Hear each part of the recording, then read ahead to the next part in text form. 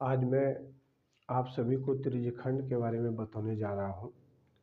और त्रिज्यखंड में बेसिक चीज़ है कि अगर आप इसका क्षेत्रफल निकालने सीख गए, क्षेत्रफल कैसे आया पहले इसको अगर समझ लेते हैं तो त्रिज्यखंड या त्रिज्याखंड जो भी कहिए, इनसे संबंधित क्षेत्रफल और इनसे संबंधित परिधि या चाप की लंबाई आप आसानी से निकाल सकते हैं।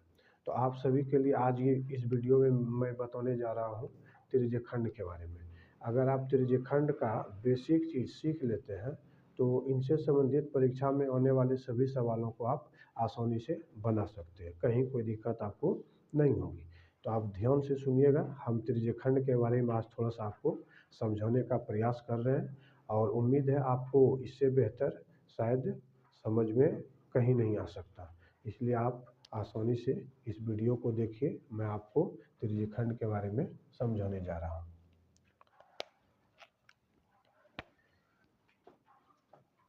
हम एक वृत्त को अभी बना रहे हैं।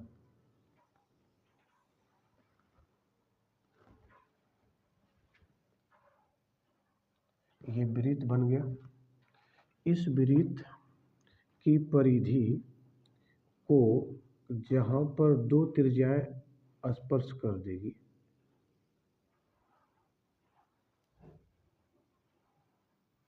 आप अगर ध्यान से देखें तो ये एक O केंद्र है और ये मान लेते हैं हम इस बिंदु को A और इस बिंदु को हम मान लिए B। आपके सामने एक वृत्त हम बनाए हैं और केंद्र से O एक त्रिज्या और O से फिर B दूसरी त्रिज्या खींचे। अब त्रिज्यखंड यहीं से निकल गया। दो त्रिज्याओं के बीच वाले भाग को, दो त्रिज्याओं OA एक त्रिज्या OB दूसरी त्रिज्या, दोनों त्रिज्याओं के बीच वाले भाग को हम त्रिज्यखंड कहेंगे। तो दोनों त्रिज्याओं के बीच वाले भाग, एक तो इधर भी है और दूसरा इधर भी है, ये वाला। आपको अगर समझ में आ रहा है ठीक से तो ये देखिए, ये हम छायांकित कर रहे हैं, ये आपको दिखाई दे रहा है। OA और OB के बीच ऐसे क्षेत्र हैं जो लघु त्रिज्यखंड कहलाएंगे या कहलाते हैं। ये जो हम छायांकित किए काले कलर से, इसको हम लोग कहेंगे लघु त्रिज्यखंड। ठीक है। अब जस्ट इससे ऊपर अगर हम आ जाएं, ये वाला भाग जो नीला कलर से अभी हम रंग रहे हैं आपके सामने, ये टोटल भाग इधर भी दोनों त्रिज्या OA और OB, इधर वाले भाग भी तो दोनों त्रिज्याओं के बीच में भी आ गया। तो इसको हम कहेंगे दीर्घ त्रिज्यखंड। दीर्घ मतलब बड़ा, इसको क्या बोलेंगे हम लोग? दीर्घ त्रिज्यखंड। ये आपके सामने दीर्घ त्रिज्यखंड है और आप ध्यान से देखिए कि इसका क्षेत्रफल आता कैसे है। चलिए मैं आज इसी को आपको ठीक से समझा रहा हूँ, समझिएगा। अच्छा, एक बात आप लोग सब जानते हैं कि इस पूरे वृत्त में, केंद्र कहे या पूरे वृत्त में, कोण का अगर बात किया जाए तो कोण बनता है 360 डिग्री। अब सोचिए, ये जो OA त्रिज्या और OB त्रिज्या, तो इसके बीच में जो कोण बना, इस कोण को मान के हम लोग चलते हैं, कुछ तो कोण बना होगा ना। यह कोण को मान लेते हैं एक समय के लिए थीटा। क्या मान लिए? थीटा। तो हम अभी त्रिज्यखंड का क्षेत्रफल कैसे आता है उसको समझा रहे हैं, ध्यान से सुनिएगा। क्योंकि इस वृत्त में, इस पूरे वृत्त में कितने डिग्री का कोण बनता है? 360 डिग्री का। तो बोलेंगे 360 डिग्री के कोण पर, 360 डिग्री के कोण पर पूरे वृत्त का क्षेत्रफल पाई r स्क्वायर होता है या है, जो कहिए आप।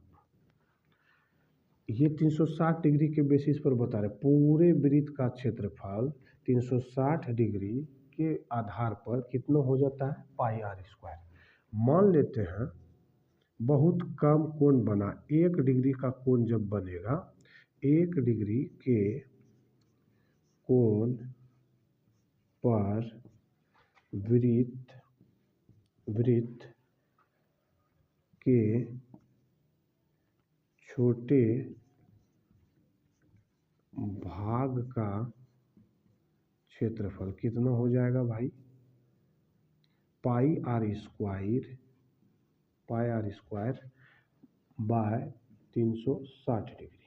ये हुआ 1 डिग्री। 1 डिग्री के कोण पर वृत्त के छोटे भाग का क्षेत्रफल कितना हो जाएगा? पाई आर स्क्वायर बटे 360 डिग्री। अब सोचिए, इस त्रिज्यखंड में थीटा मान लिया, पहले कोण थीटा माने हैं, तो थीटा डिग्री के कोण पर ये जो है ना, ये त्रिज्याओं के बीच का भाग है, इसलिए इसको त्रिज्यखंड कहेंगे। तो छोटा भाग का ये वृत्त का या वृत्त का भाग की बात बराबर है। तो थीटा डिग्री के कोण पर त्रिज्यखंड का क्षेत्रफल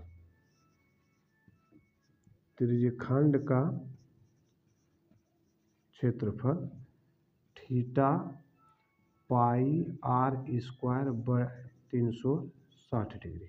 थीटा पाई आर स्क्वायर बटे 360। ये देखिए पाई आर स्क्वायर आ गया, थीटा से इसमें क्या कर देंगे हम लोग? मल्टीप्लाई कर देंगे। उम्मीद है आपको ये वीडियो समझ में आया होगा।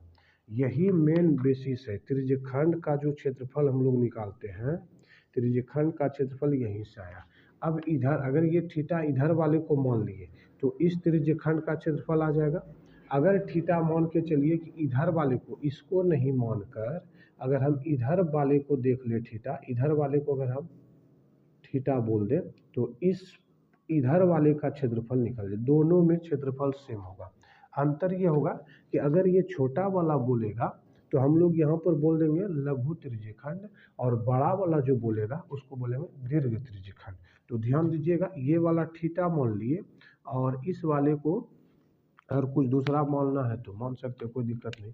नीला कलर वाला हो गया ये आपका दीर्घ त्रिज्यखंड, और ये ब्लैक वाला हो गया आपका, ब्लैक वाला ये हो गया लघु त्रिज्यखंड। अब इस पर आधारित कोई भी सवाल आएगा त्रिज्यखंड से संबंधित, त्रिज्याखंड या त्रिज्यखंड कहिए, एक ही बात है। त्रिज्यखंड का क्षेत्रफल theta pi r square by 360 degree. अब ये हो गया क्षेत्रफल का कहानी। अब आपको समझना चाहिए परिधि या चाप की लंबाई के बारे में। तो अब ये वृत्त की पूरी, ये जो गोल आकार की आप लंबाई देख रहे हैं, इसको हम लोग परिधि बोलते हैं। तो ये परिधि बना है तो वृत्त के केंद्र के बेसिस पर, तो ये केंद्र पर कोण जो बनेगा टोटल 360 डिग्री। कितना का बनेगा? 360 डिग्री का। चूंकि 360 डिग्री के कोण पर वृत्त की परिधि पूरा वृत्त की परिधि कितना हो रहा है? 2 पाई आर। ये आप लोग को सबको मालूम है। 360 डिग्री अगर एंगल ले ले तो पूरे वृत्त की परिधि हो जाएगी। तो 360 डिग्री के कोण पर वृत्त की परिधि हो गया 2 पाई आर।